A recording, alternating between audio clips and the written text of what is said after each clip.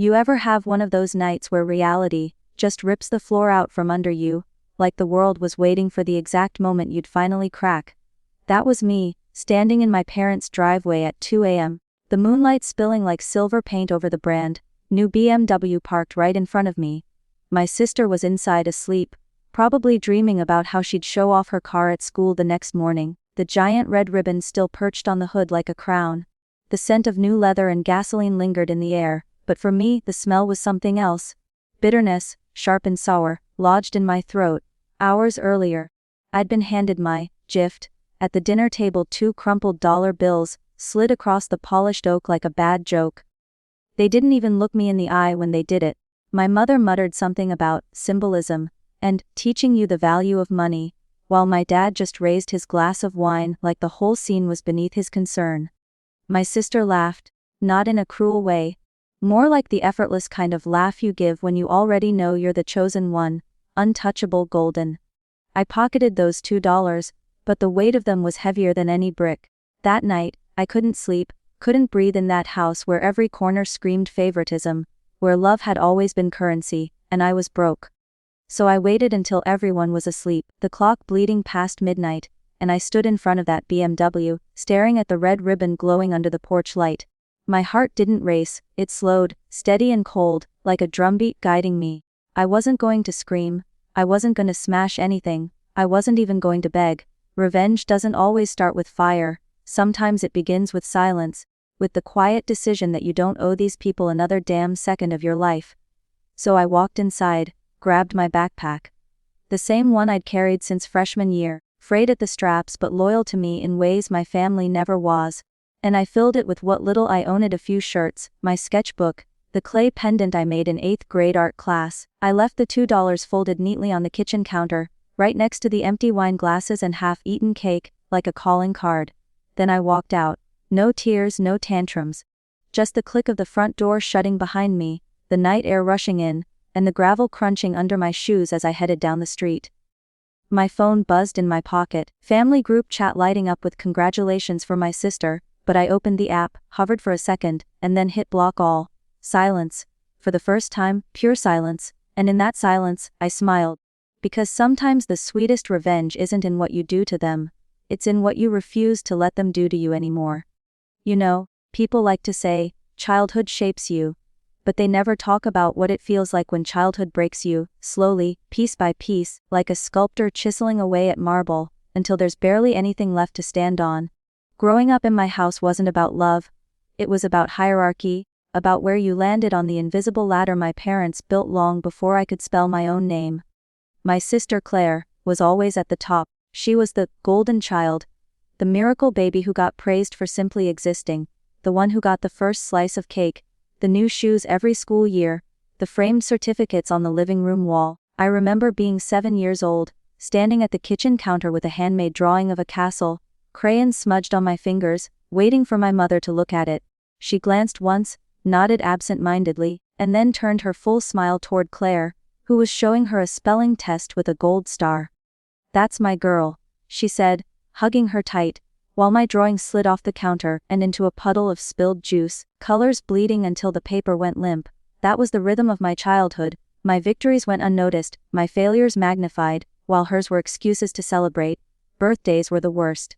Claire got balloons, ponies, entire backyards filled with neighborhood kids, while mine felt like afterthoughts, 2 cousins and a cupcake with a crooked candle, my parents checking their watches, already done before I blew it out. I started to understand something unspoken: love in my house wasn't unconditional, it was transactional, and I didn't have the right currency.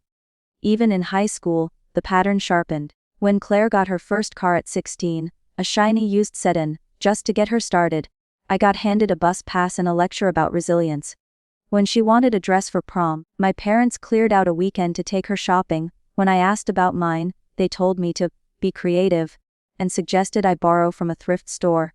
Don't get me wrong, I wasn't jealous of Claire, she didn't choose the favoritism. But the message was clear in their eyes: she was someone worth investing in, and I was a project better left unfinished. You live like that long enough, it does something to you. You stop raising your hand in class, you stop showing people what you make, you stop believing your voice deserves space, And maybe that's the cruelest revenge life plays on unloved kids, not just the absence of affection, but the way it convinces you to erase yourself before anyone else even has to. Still, deep down, I kept a spark, a stubborn little ember of defiance, because every time they overlooked me, every time they laughed off my needs, I thought to myself, one day, you'll see what it feels like to be invisible. One day, you'll know what it means when the person you ignored disappears, not just from your sight, but from your life. The night it all snapped didn't start with fireworks. It started with the smell of roasted chicken and rosemary filling the house, candles flickering on the dining table like we were some picture. Perfect family ready to toast to love and success. I sat there, half listening to my mother hum as she laid out the plates, half watching my dad pour himself another glass of Cabernet, when Claire walked in wearing that smug little grin, the one that always meant she was about to get something I wasn't. And sure enough, my father tapped his glass with his knife and announced, "Tonight's a special night. Claire, come with me." We all followed him outside, the gravel crunching under our shoes, and there it was, a brand new BMW, midnight blue, sleek and polished under the floodlights, with a massive red ribbon tied across the hood like a scene from a car commercial. Claire gasped, hands covering her mouth, eyes shining, and my mother laughed, that kind of laugh that only ever came out when my sister was happy, like joy was reserved exclusively for her. My dad pulled her into a hug, saying, "Because you deserve it, princess. You've worked hard, and this is our way of showing how proud we are." The applause, the cheers. It was like a stage play, and I was the extra who didn't get the script. Then came my turn. I should have known better than to expect anything, but there's a masochistic little hope that crawls into your chest when everyone else is celebrating, whispering, "Maybe this time will be different." My mom reached into her purse, pulled out 2 wrinkled dollar bills, and slid them into my hand. "For you," she said, smiling faintly, like she just handed me a lottery ticket. "It's symbolic, so you learn the value of money." I just stared at the bills, the way they looked so small and dirty in my palm, like something you'd tip a barista with if you were short on change. Claire giggled, not out of cruelty, but because she genuinely thought it was funny. My dad didn't even look at me. He was too busy fiddling with the car keys, showing Claire how to start the engine, how the dashboard lit up like Christmas. And in that moment, standing there under the porch light, I realized I wasn't part of this family. I was furniture, background noise, a placeholder. They could have given me nothing, but instead they chose to give me $2, like a punchline to a joke no one had the decency to explain. My chest felt tight, my throat burned, but I swallowed it down, smiled faintly, and whispered, "Thanks." Because if I broke, if I let them see me cry, they'd win again. But inside, something shifted. It wasn't sadness anymore, it was steel, cold and sharp, pressing against my ribs. I knew then that love wasn't coming, not from them, not ever. But revenge could be mine, crafted slowly, silently, until the day they'd wish they had treated me like more than an afterthought. That night, the house was loud with celebration but quiet with truth, and I knew if I stayed one more hour, I'd suffocate on my own swallowed anger. So, I waited. I sat at the edge of my bed, lights off, listening to the muffled sound of Claire's laughter echoing down the hall, as she called her friends to brag about the BMW, the bass of her music vibrating through the walls like a cruel heartbeat. My parents clinked wine glasses in the kitchen, voices low and content, as if the world had been set right. And then, one by one, the lights went out, the laughter faded, the house grew heavy with sleep. That was my moment. I pulled out the old backpack I kept shoved in the closet, the one with frayed straps and ink stains, and began filling it with the scraps of my life, 2 pairs of jeans, 3 t-shirts, a toothbrush, and my sketchbook, its pages filled with drawings no one had ever cared to see. I stood in the doorway for a long minute, watching the shadows stretch across the walls, memorizing every detail, not because I'd miss it, but because I wanted to remember the prison I was finally escaping. Before leaving, I walked into the kitchen, set the 2 wrinkled dollar bills on the marble counter beside the empty wine glasses, and pressed them down flat with the weight of a glass salt shaker, like I was leaving behind evidence of the crime they didn't even know they'd committed. Then I pulled out my phone, opened the family group chat, and stared at the endless stream of emojis and, "So proud of you, Claire," messages from aunts, uncles, cousins who had always played along with the favoritism. My thumb hovered for a second, my chest heavy, but then I hit block all. One tap. Just one tap, and the world went silent. For the first time in years, no buzzing notifications, no shallow congratulations meant for someone else, No fake questions about my well-being, just silence. I slung the backpack over my shoulder, opened the front door and stepped into the night. The air was cold, sharp, cleansing. The BMW sat there in the driveway, ribbon still tied across the hood like a badge of betrayal, the polished chrome reflecting the streetlights. I didn't touch it. I didn't need to. Its presence was enough, a monument to everything I wasn't given, and everything I was about to claim for myself. As the door clicked shut behind me, I felt a weight lift off my chest, like chains slipping from my wrists. The gravel crunched beneath my shoes as I walked away, each step steady, measured, deliberate. I didn't know where I was going, not exactly. But I knew where I wasn't going anymore, back there, into that house, into that cage of conditional love. The night was mine, the silence was mine, and for the first time, freedom was mine too. Freedom isn't glamorous at first, it's raw, messy, like stepping into cold water you thought would be warm. The first night after I left, I slept on a park bench, clutching my backpack like it was the only anchor I had left in the world. The air was damp, the wood beneath me hard, and every sound, a distant car, the rustle of leaves, made my chest tighten with paranoia. But still, even with the discomfort, I felt lighter than I ever had under my parents' roof. Morning came harsh, sunlight stabbing through the branches, and reality hit. I had no plan, no safety net, just $27 in my pocket and a stubborn refusal to crawl back. I wandered into a diner that smelled of bacon grease and burnt coffee, slid into a booth, and ordered the cheapest thing on the menu, toast and water. The waitress, tired but kind, eyed my backpack, probably recognized the look of someone who didn't have anywhere else to go. She slipped me an extra plate of eggs without charging me, and I swear in that moment, I felt seen in a way my family never managed. That became the rhythm of my days. Odd kindnesses from strangers, long walks through streets I barely knew, sketching faces in my notebook to distract myself from the gnawing pit of hunger. Nights were harder. Nights reminded me I was alone. I'd curl up in laundromats, pretending to wait for clothes that didn't exist, or in 24-hour libraries, hiding behind shelves until I dozed off. But loneliness can be its own kind of teacher. It strips you down, forces you to listen to your own heartbeat, to ask yourself who you really are when no one's watching. Somewhere in that stretch of exhaustion and hunger, I discovered a truth: survival isn't about waiting for rescue, it's about building a life with whatever scraps you can grab. I started picking up odd jobs, sweeping floors at a mechanic's shop, washing dishes at a Thai restaurant, sketching portraits in the park for $10 a piece. My hands stayed busy, blistered and raw, but my mind stayed sharp, focused. Every dollar I made felt like a tiny rebellion, a brick laid in the foundation of a life that was finally mine. I missed comfort, yes, but I didn't miss them. Not once. In fact, the more I scraped by, the more I realized how poisoned their version of home had been. I'd rather eat cold toast on a park bench than sit at a table where love was rationed like spare change. And that realization hardened into something stronger than bitterness. It was fuel, a quiet, steady burn that whispered, "One day, they'll see. One day, they'll understand what they threw away." It's funny how the smallest opportunities can change the entire shape of your life. Like a spark landing on dry grass. You don't see the fire at first, but you feel the heat building. My fire started with a pottery wheel in the back of a community art center. I stumbled into the place one evening, lured by the promise of free coffee and heat after weeks of shivering on bus benches. The room smelled of clay and paint, and the walls were lined with crooked bowls and half-finished vases, each one imperfect but alive. A woman named Marla, her hands caked in dried slip, asked if I wanted to try. I sat at the wheel, clay cool and wet under my palms, spinning unevenly at first, wobbling like my entire life. But as I pressed my hands steady, the shape began to rise, fragile but solid, and something inside me shifted. For the first time, I wasn't invisible. The clay responded to me, obeyed my pressure, grew under my care. I went back the next day, and the day after, sweeping floors and cleaning brushes in exchange for studio time.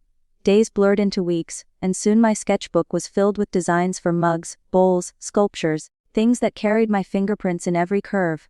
The art center became my refuge, my chapel, my battlefield where I fought to redefine myself.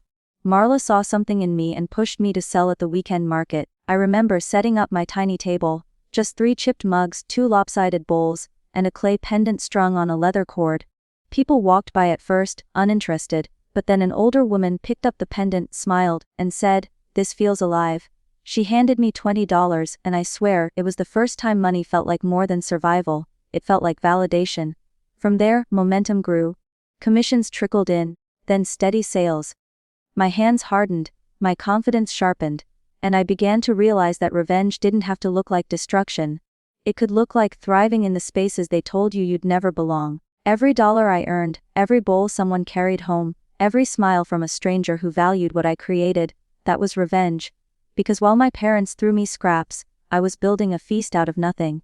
At night, I'd sit in my tiny rented room above the Thai restaurant where I washed dishes, staring at the clay drying on the shelf, and whisper to myself, "They gave you $2. Look what you made out of it." And in those whispers and that slow burn of becoming, I felt the tide turning. This wasn't just survival anymore. This was the start of my legacy. Success doesn't happen overnight, but when it comes it sneaks in like dawn, quiet, steady, impossible to ignore once the light touches everything.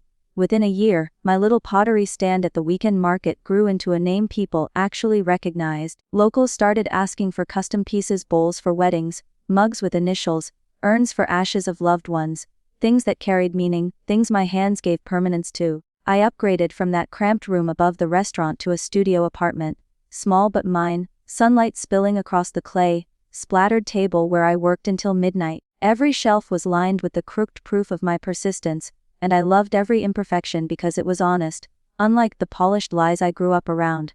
Social media helped too. People online connected with my story.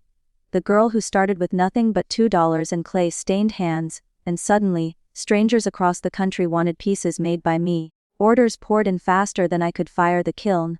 Meanwhile, news trickled in through whispers from extended family I hadn't blocked. Little updates they dropped like pebbles in a pond. My father's business was faltering after a risky investment.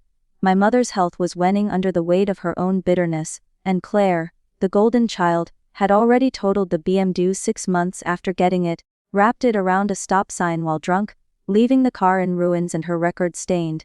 It would have been easy to laugh, to gloat, but I didn't. No, my revenge wasn't in watching them crumble, it was in knowing I no longer needed them, not their money, not their validation, not their selective affection. I was standing on a foundation I built with my own blistered hands. Still, there was a sweetness in imagining the silence around their dinner table now. No shiny new car to brag about, no perfect daughter image to uphold. Their kingdom of favoritism was crumbling, and I was nowhere near the wreckage. I was thriving, covered in clay and sweat, but alive in a way I never thought possible. And every time I wrapped a finished mug in brown paper and slipped a thank you note inside, I thought of those 2 crumpled bills they once pressed into my hand, and I smiled. Not with malice, but with clarity. Because what they tried to make into a punchline had become my origin story. My revenge wasn't loud, it was steady, unstoppable, like water carving through stone. And though they didn't know it yet, they'd one day see my name in places they never imagined. And they'd realize too late that the daughter they dismissed was the one who learned to rise while they fell. It started with a magazine feature. Just a local arts column, a 2-page spread with photos of me in my studio, clay on my hands, sunlight streaming through the window as I shaped a bowl. The headline read Day, from $2 to Clay Queen, how one artist built her own empire. I laughed when I saw it, not because it wasn't true, but because of the irony. $2 had once been my humiliation, and now it was my brand. Orders tripled after that article, and for the first time in my life, I wasn't just surviving, I was thriving. Bills paid, savings growing, my art shipped to places I'd only seen on maps. And then, like clockwork, the messages started. At first, it was my aunt reaching out, her tone syrupy sweet, asking if I might consider reconnecting with the family, just for Claire's sake. Then came the email from my mother, long, winding, dripping with nostalgia, pretending she couldn't remember why I'd left, writing lines like, "You know we've always loved you, Iris. Families go through ups and downs, but blood is blood." My father followed with a shorter note, more practical than emotional. "We'd love to discuss how you can contribute your talents to the family. There's an opportunity here for all of us." And Claire, oh, Claire, sent me a selfie holding one of my mugs, which she must have bought through a fake account, with a caption, "So proud of you, sis. We should catch up sometime, like old times," as if old times weren't years of silence, dismissal, and $2 gifts, wrapped in mockery. I stared at their words, felt that old ache rise in my chest, but this time it wasn't pain. It was power, because the girl who once begged for their approval was gone, replaced by a woman who had built a kingdom of her own out of clay and grit. I didn't reply to any of them. Not one. Instead, I screenshotted the emails. the messages, and tucked them into a folder labeled Ghosts. Because that's what they were now. Ghosts of a life I'd buried, haunting me not with guilt but with proof of my transformation. Let them knock. Let them beg. Let them watch from the outside of a life they never believed I could create. Revenge doesn't always scream. Sometimes it just smiles, closes the door, and lets them realize too late that the seat at your table will forever remain empty. It happened on a gray autumn afternoon, unplanned but inevitable, like thunder after lightning. I was at a gallery downtown, my pieces displayed among other local artists, the air thick with the smell of wine and varnished wood, when I heard a voice I hadn't heard in years. Iris. My name cracked through the chatter, and there they were, my parents, standing awkwardly at the entrance, Claire trailing behind them, her eyes glazed with entitlement dulled by disappointment. For a moment, the room shrank, the walls pressing in, and I was 16 again, clutching those $2 in my fist like a cruel joke. But then I felt the weight of the clay necklace around my neck, my own creation, and I remembered I wasn't that girl anymore. They approached like actors rehearsing a scene, my mother's face soft with fox warmth, my father extending a stiff hand, Claire wearing the brittle smile of someone who'd lost her crown. "We're so proud of you," my mother whispered, as if the years of silence between us had been nothing more than static. "Your work is extraordinary," my father added, his voice stumbling on a word he rarely used for me. And Claire, with her rehearsed laugh, chimed in, "It's so good to see you, sis. You look amazing." The old me would have melted, desperate for even scraps of their approval. But I didn't need them anymore. My gallery walls spoke louder than they ever had. "Funny," I said, my voice steady but sharp enough to cut. "How success makes people remember your name." Silence fell between us, their smiles faltering, and I saw it. The flicker of shame in my mother's eyes, the crack in my father's pride, the bitterness simmering under Claire's mascara smile. I could have lashed out, thrown every memory of neglect in their faces, but that wasn't my revenge. My revenge was standing there, unshaken, while they realized they had no power over me anymore. "You gave Claire a BMW," I said quietly, the memory tasting less bitter than it once had. "And you gave me $2.